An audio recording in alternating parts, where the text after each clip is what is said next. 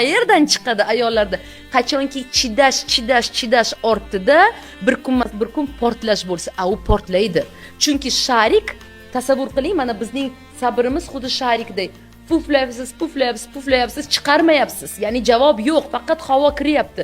Nima bo'ladi? Bir kun qaysidir razmerga kelgandan keyin portlaydi-da. Portlatganda ham normalniy ovoz bilan portlaydi. Mana shunday vaziyat bo'lmasligi uchun har gal bir nima sodir bo'lyaptimi, o'zingizdan so'rang, menga yoqyaptimi va sizga yoqmayotgan bo'lsa, ekologik, akkuratni, gapni yotig'i bilan, chiroyli qilib, hazil bilan aytishingiz mumkin. Yoki eringizga mana bu gapingiz xafa qildi, juda ham xafa bo'ldim. Ya'ni emotsiyani ichkarida yutish yoki uni yo'q deb qabul qilish emas, go'yoki u yo'q. Vso, o'chir ovozingni, san haqqing yo'q bunaqa emotsiyada yashashga. Balki meni haqqim bor. Xafa bo'lishga, jahlim chiqishiga haqqim bor, lekin bu ekologik bo'lishi kerak. Ya'ni birovning ustidan bosib o'tish hisobida bo'lmasligi kerak, qizlar.